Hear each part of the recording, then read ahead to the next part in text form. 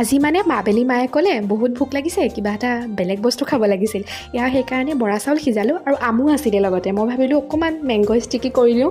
আৰু এয়া দেখিছেনে মৌজোল যে এয়া মানে ঘৰতে বনোৱা, মানে দোকানৰ পৰা কিনি অনাটো নহয়, ওচৰৰে খুৰা এজনে দিছে।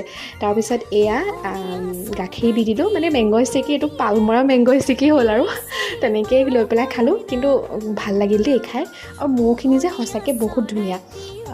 তাৰপিছত আমি দুইজনীয়ে জলপান একেবাৰে ভাত খোৱা দি খালোঁ, মানে একদম পেট ভৰাই খাই ল'লোঁ। ৰ'ব আপোনালোকক মই বস্তু কেইটামান দেখাওঁ দেই, মানে শাক পাচলি। এয়া একদম ঘৰুৱা শাক পাচলি, মানে ঘৰুৱা মানে আকৌ আমাৰ ঘৰৰ নহয় দেই, মায়ে বেলেগৰ ঘৰৰ পৰা আনিছে বাৰু। কিন্তু ইমান ধুনীয়া চাবচোন পাচলিখিনি দেখি, মই বোলো ভিডিঅ' এটা কৰি থওঁ।